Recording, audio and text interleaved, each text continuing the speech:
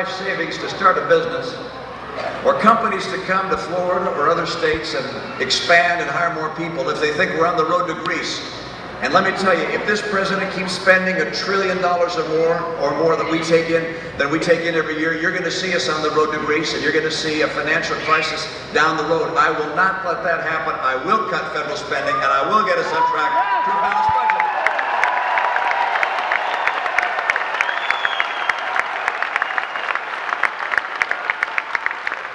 And number five, there is one sector of the private sector that's created 2/3 of American jobs over the last 15 years. And this is the sector I'll champion: small business. We have to have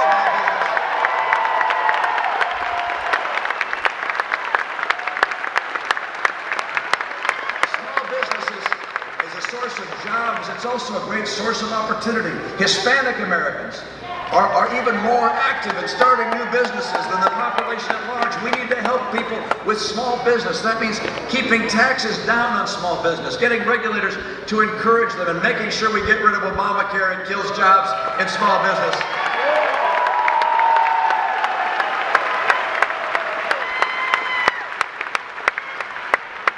Now I want you to know how confident I am in the future of this country. I have seen the American spirit throughout my life. Throughout this campaign, I've met people who've epitomized what it is that makes America such a unique place and such an exceptional nation. We're an entrepreneurial people. We're hardworking. We'd rather work than take vacations. I know some people, they go on vacation, they're out there doing something every minute. They just want to be going all the time. It's part of our national spirit. We work hard.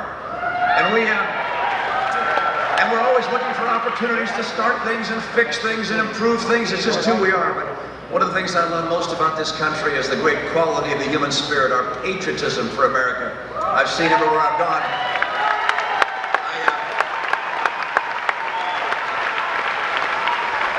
I had the thrill of going over to Afghanistan and Iraq when I was still serving as governor. Both conflicts were going on at that point, and I went from base to base, and I'd say hello to the troops that were from my home state of Massachusetts, and I'd say to them, there's someone from Massachusetts, hi out there. And I'd say to them, by the way, if you'd like me to call your mom or your dad when I get home, or your spouse, take out a piece of paper and write down their name and telephone number, and I'll call them when I get home. Well, by the time I left the area, Iraq and Afghanistan, I had 63 pieces of paper in my pocket. And I thought, this is going to take a while to make it through all these calls. I got home the night before Memorial Day. And on Memorial Day morning, I thought, before the kids get up and we spend some time together with the family, I'll make a few calls and just get this started. On about the second or third call, the woman who answered the phone said, "Oh, Governor Romney, I thought that might be you calling."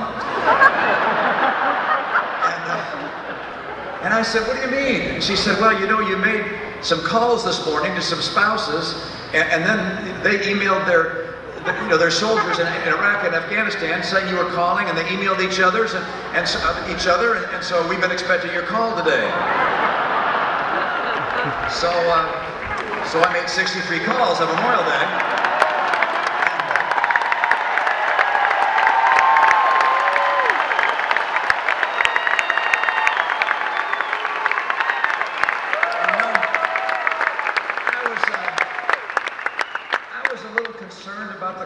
Because this was before the surge in Iraq and before we've been so successful in our military action there, and I expected that some of them would say what some politicians were saying, that we had lost in Iraq, we should divide the country in three or whatever, and I thought someone would say, "Why is my loved one still there? Can't they come home?"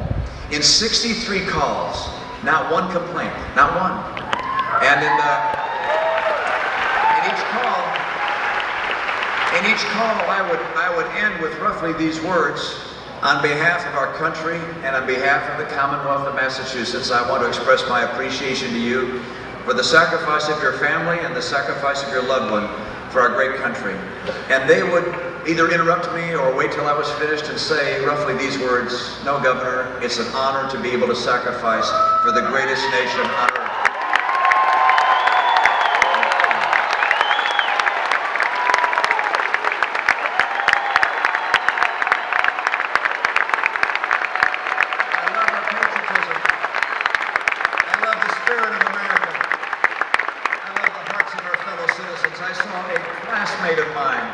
just a few weeks ago in Atlanta at an event. This classmate was a very successful business person.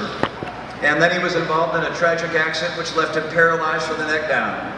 And I went to an event. It was hot and a lot of people there crowding around, but I looked back and I saw kind of a space in the crowd. I looked carefully and there was Billy Holtz. He'd come to my event. It touched my heart to see him there. They pushed his wheelchair forward and he came up and I reached over and put my arm on his shoulder and I whispered into his ear. And I said, Billy, I love you and God bless you. And Billy was an inspiration to me in the things he'd done up to that point, because even though he lost his mobility, he stayed active in his business, active in spinal cord research, doing everything he could to try and help other people from experiencing the suffering he'd had. So I was happy to put my hand on his shoulder and thank him and express my love to him and ask God to bless him. And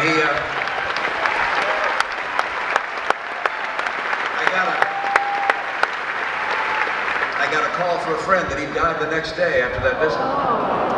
It's rare that you get the chance to tell someone how much you love them when you still can. I thought back to a time a little earlier in my life when I was serving as the pastor of my congregation. And I'd been visiting a family, the Oporowski family. You may have seen them speak at the Republican convention. Ted Oporowski, firefighter for the Medford Police Department. His wife, Pat, had 2 sons. And David was about 14 years old. He became afflicted with leukemia. And I spent time with David. I'd visit with him. We became more and more friendly. I asked him what he'd like more than anything else in the world. He said fireworks. So I bought some and had a big box of fireworks, ultimately lit them off. And on one occasion, he brought me into his bedroom while he was still at home, and he said, Mitt, what happens next? And I talked to him about what I believe about life hereafter.